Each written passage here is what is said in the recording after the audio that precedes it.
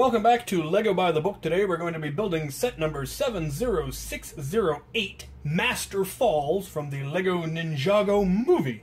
I really need to hunt down the Lego Ninjago movies because I have yet to watch any of them, and I'm starting to get the feeling I'd actually really enjoy them. So, this one is neat. There's a bridge, there's water, there's cliffs, there's bad guys, there's good guys. It looks fantastic. I'm actually really looking forward to building this because I think these figures are going to be very useful in my wider build and so forth. And I've yet to ever actually see one of these two-armed guys. I think I actually have one over in another Ninjago set that I just haven't gotten around to building yet, which I may do right after that. But I got this today in my fan mail video, so I thought it would be a good time to go ahead and build it. So let's get this thing open and put it together.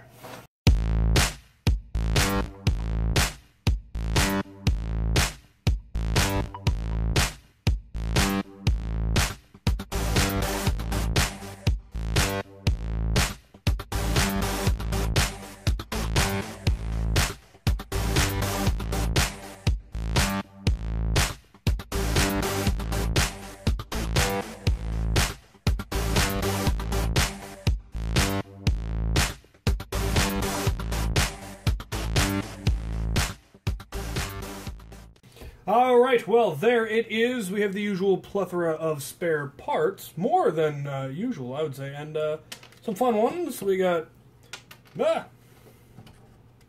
some skeleton-y bone arms, which is neat. One extra little handle. An extra flame, which is unusual. The real one that I found unusual has actually got a whole extra vine. Which is not the kind of thing you usually get extra of, but most of the extra parts are parts that we could easily just add on. We got extra little flat blue stud, we'll just add that right there, and an extra bit of green, add that right there, and an extra bit of stone, just add that right there, an extra bit of this brownstone, and then this is a part that I'd never even seen before, which is pretty neat. It's a regular 1x1 round Lego stud,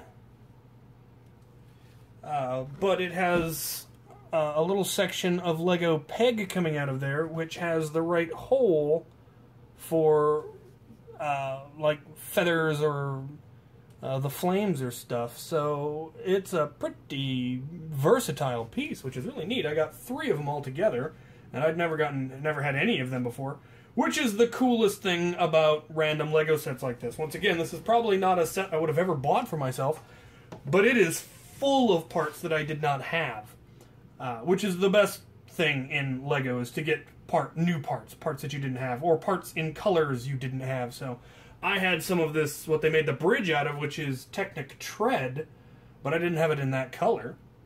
I had it in regular brown, and I had it in dark gray, but I certainly didn't have any in that dark tan. And lots of parts that I definitely did not have and didn't have in these colors, and that just makes stuff like this really exciting because it lets me build things that I couldn't build before. Lego has something like 46,000 unique parts now. Maybe not quite that high, but somewhere in the 40,000 some odd different shaped parts. That's not even taking into account the different colors. Those are just unique shaped parts. And then they've got like 123 different colors now, which is amazing to me. I remember back in my day, when I get all curmudgeon-y, in my day, we had 8 colors, and that was enough to build anything. But all of the variety, of course, just lets you build things that are so much more colorful and vibrant and bring things to life, especially the hyper-realistic builds that you see at, like, BrickCon and stuff that I haven't quite gotten to that level of. But I'm working on it. Little things like adding a dark blue tile into the regular blue of my castle roofs that just adds that little extra something, or the deep red into a red roof, and once again it just makes it pop just a little bit more, makes it look a little bit more realistic, a little bit more lifelike to have that all those different colors. And I love the use of color in this set. They've got light grays, dark grays, the tan, dark tan. I like the foliage. I like the little gibbet, little wicker gibbet.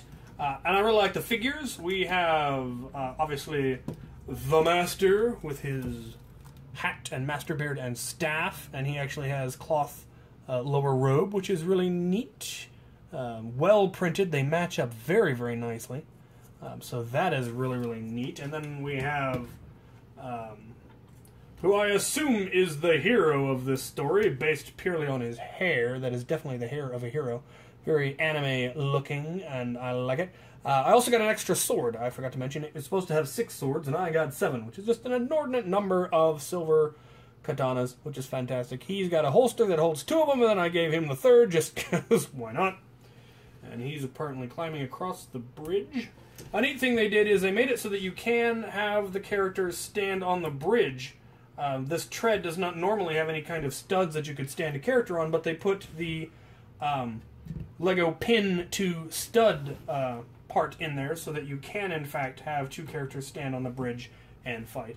And then we have our villain, who I'm sure has some sort of a name and is terribly interesting, but he's got 4 arms, which is a very Mortal Kombat Goro-looking character, which is neat, and he's got a hat that I did not have before, and he's got 4 swords and a cloak, and yeah, ridiculous abs, which is just fantastic.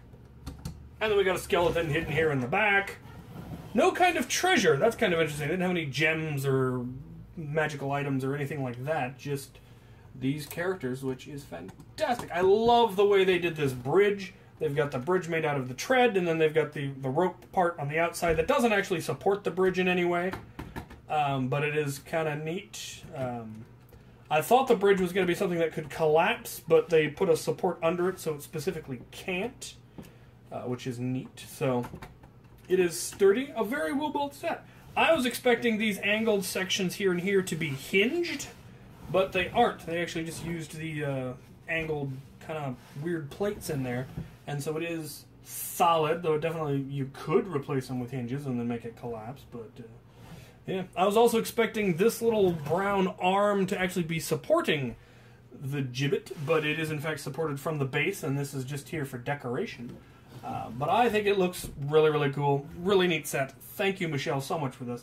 I will no doubt find uses for many of the parts. For now, I'm going to keep it together just because I think it's a neat little set. So, yeah, I've got a bunch more Ninjago sets that were given to me by Sparky Santos, and I will probably build all of them over the course of this evening. I need to go get food before my little sister eats me. There you have it. Stay tuned for more Ninjago sets, and thank you for watching.